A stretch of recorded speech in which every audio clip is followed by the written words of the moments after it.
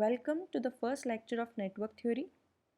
Network theory is divided into four parts: basic laws, network theorems, AC analysis, and transient analysis. In basic laws, our first law is Kirchhoff's current law. Now it states that in a lumped electric circuit, lumped is nothing but a small electric circuit. At any node n and at any time t, the algebraic sum of leaving current is equal to the algebraic sum of entering current. That means if this is our node, so the currents which is going out of the node is equal to the currents coming inside the node.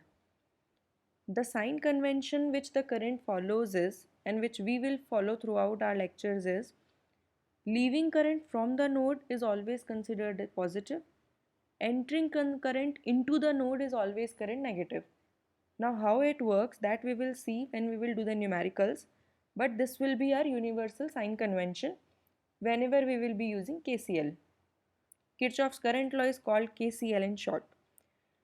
The other statement is KCL is independent of the nature of the element, that is, it does not matter whether the element used in the network are linear or non-linear, active or passive, time varying or time invariant. That means it is applicable on each and every circuit. Now we'll see one example how it works. This is our circuit, and in this there is two current source in one branch. Now it's not possible. We'll see how. We'll apply KCL at node N, node A. We'll take one node and we will see how the current are following in this. So at this node, on the top side 2 ampere is flowing above and down side 3 ampere is flowing. So as per KCL, entering current or leaving current should be equal. So 2 ampere is not equal to 3 ampere. That means here KCL is not satisfied and this circuit does not exist. Similarly, we'll see one more example. Now here there is two current source, but both current source are of same magnitude. They both are of 2 ampere. So again we will take one node A. We'll see the leaving current is 2 ampere and the entering current is also 2 ampere. So 2 ampere is equals to 2 ampere. So here our KCL is satisfied. So this circuit exists. Next basic law is Kirchhoff's voltage law. It is as same as Kirchhoff's current law. Here we will see about voltage. In a lumped electric circuit, in any loop L at any time t, the algebraic sum of all the branch voltages should be equals to 0. That means that if this is our circuit, then the algebraic sum of all the branch voltages should be equal to 0. So in this branch our voltage is V. In this branch we have two voltages VR and VL, and in this branch we have voltage VC. So the algebraic sum of all these voltages must be equal to 0. That is our Kirchhoff's voltage law. Now going through this loop, again we have to follow some sign convention.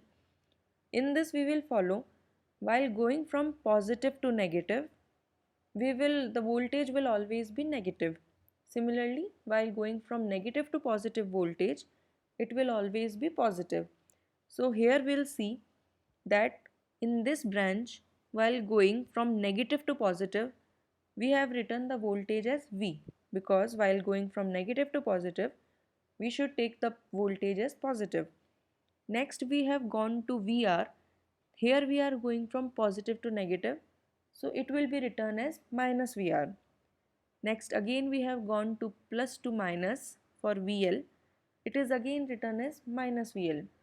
And similarly for VC, again we have gone to plus to minus, then again the sign is coming as negative.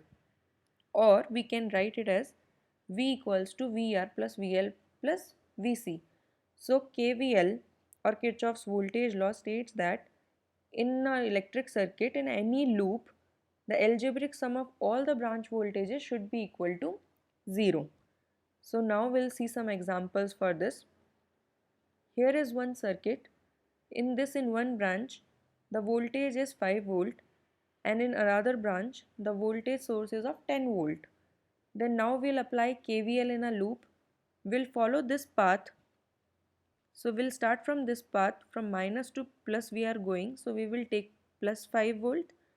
Then here we are going plus to minus voltage. We will take minus 10 volt. So here we have seen while putting, and that should be equal to 0. So while putting that in this equation, we have seen that minus 5 is not equals to 0. So KVL is not satisfied here and this circuit does not exist. Also we have read before that voltages in a parallel branches are always same.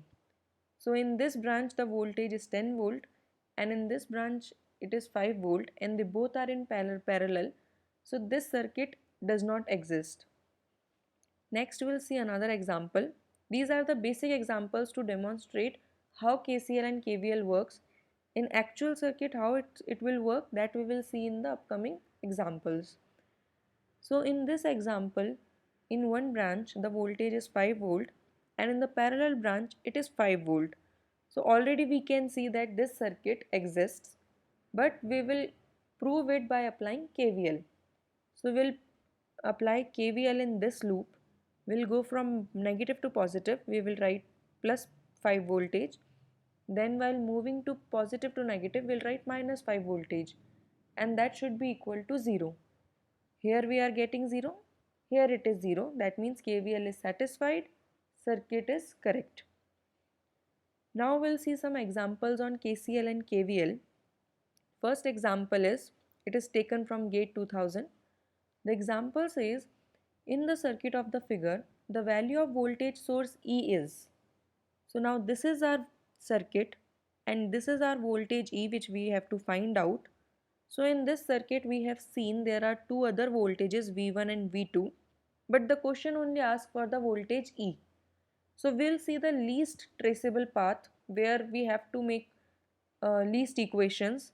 By tracing that we can get our value of E the fastest. So in this path if we go, there is already two unknowns apart from our E. So it's not wise to take this path. So we'll see other path. So now in this path we have seen here 0 volt is given, here 1 volt battery is given, here our E is there, then 5 volt is there and 10 volt. So in this path if we go through, the only unknown value is E. So we will take this path. So we'll apply KVL through this path. So again we'll redraw the circuit and we will mark our path how we will trace it.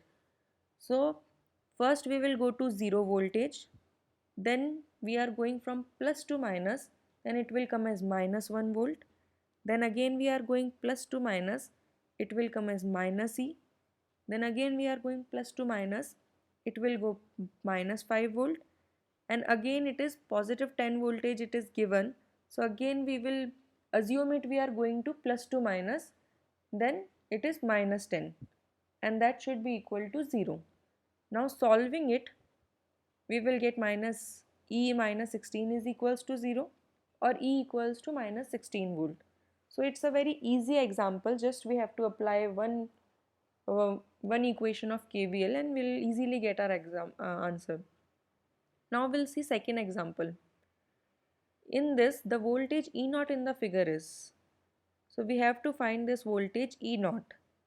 So this problem has taken from GATE 2001. So this is our circuit and this is E voltage.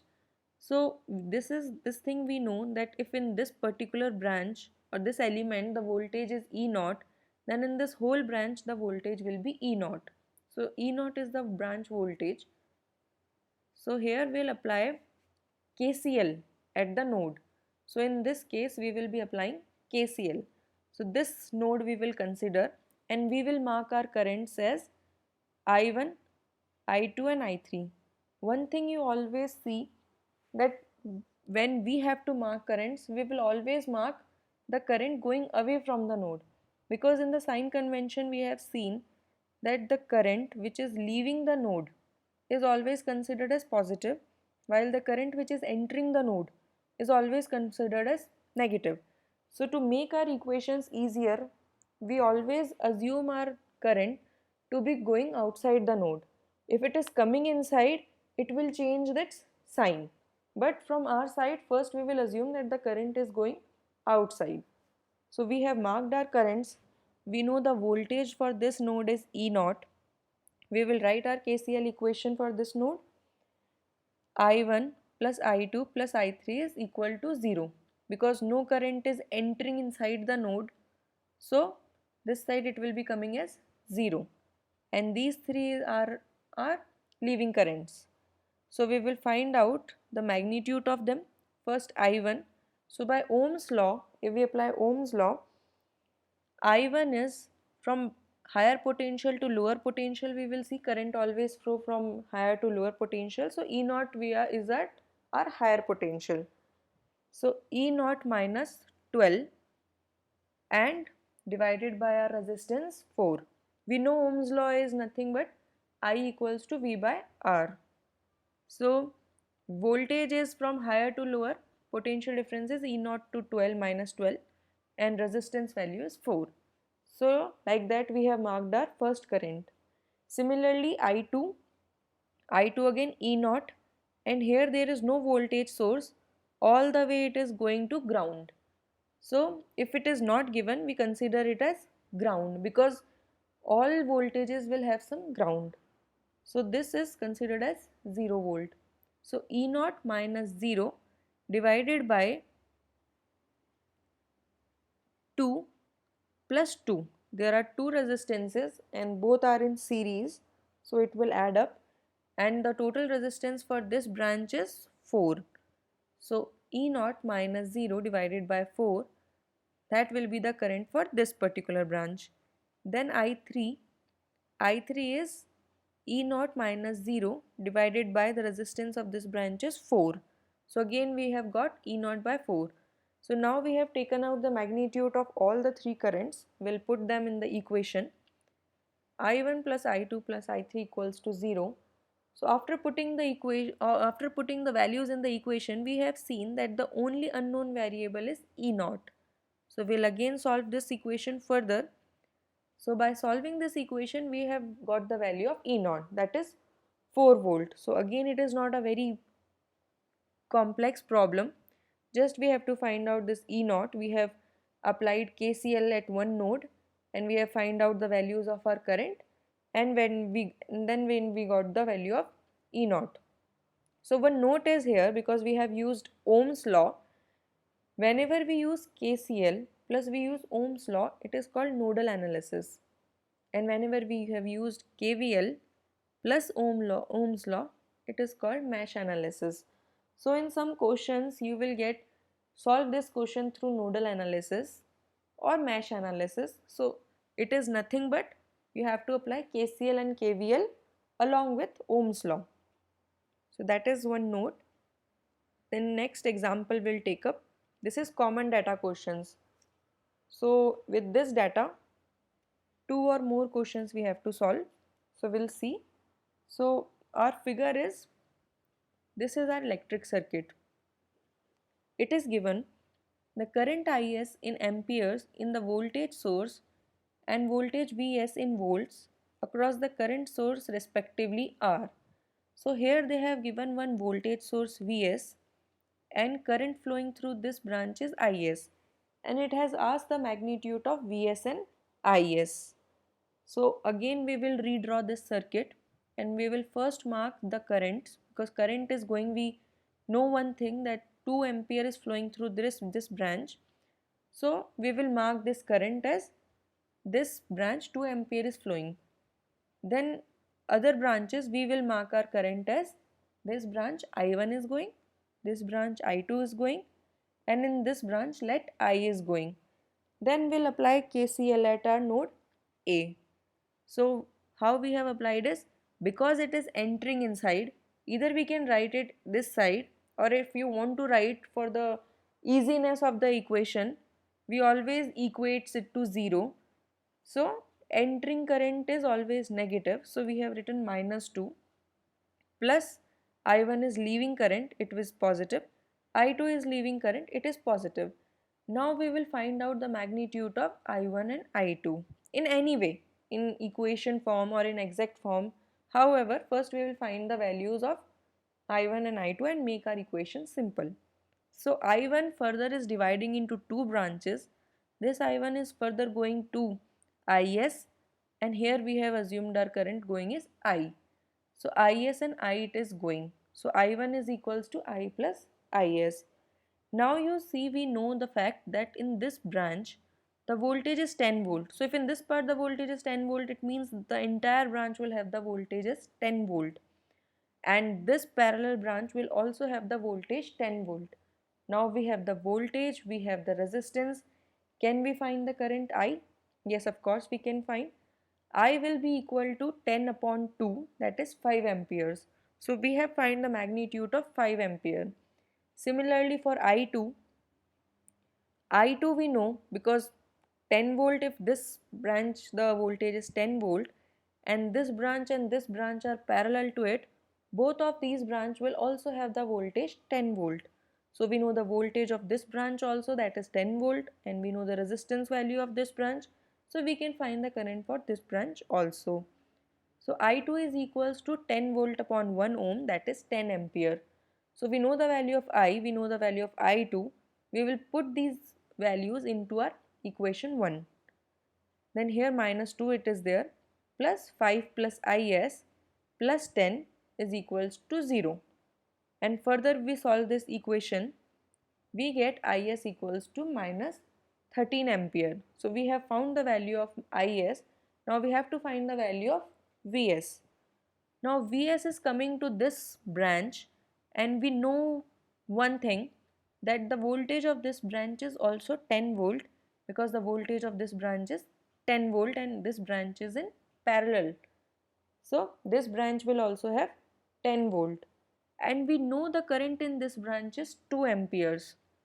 So we can find out the voltage of this particular element, how much voltage is this element absorbing, and plus Vs.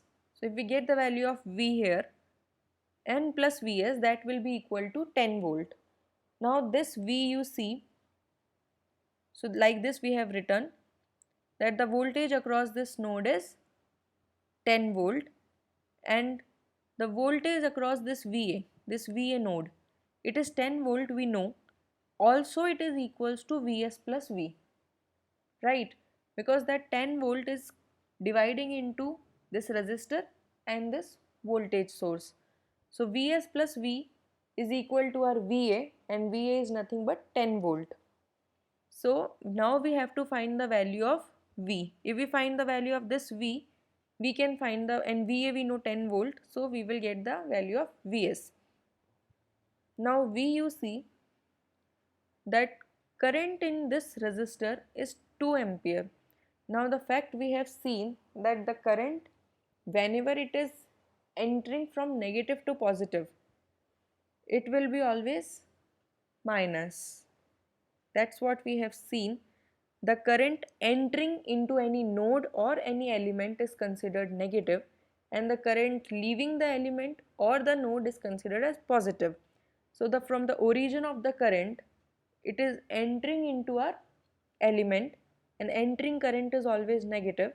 So the current which we will take in this case is minus 2, and the resistor here is 5. So from Ohm's law we know V equals to IR. I is minus 2 volt, R is 5. So 5 into minus 2 is minus 10 volt, because entering current is negative. So now we got our equation as VA equals to minus 10 plus Vs. VA we know it is 10 volt as parallel concept. So 10 equals to minus 10 plus Vs, or if we rearrange it, we will get Vs equals to 20 volt. So now we got the value of Is and we got the value of Vs. So this is our first question, solution of our first question. Now the second question says the current in 1 ohm resistor is, so the 1 ohm resistor we have already found out that the current going into the 1 ohm resistor is nothing but I2, and we've already found out the value of I2 current, that is 10 ampere. So automatically this question has been answered that I2 equals to 10 ampere. So this is for this question. Next we'll move to next example. In this question it has asked what is the value of Vx. So Vx is voltage. It is being given here and they are asking the value of voltage. Now in this figure only two current sources are given and two resistors are given. So we'll redraw the circuit and we will mark the currents because currents are given, so we will mark the current in all branches. So again we have redrawn this circuit and we have seen that 1 ampere is going here. So 1 ampere will be going here and 1 ampere will be going here.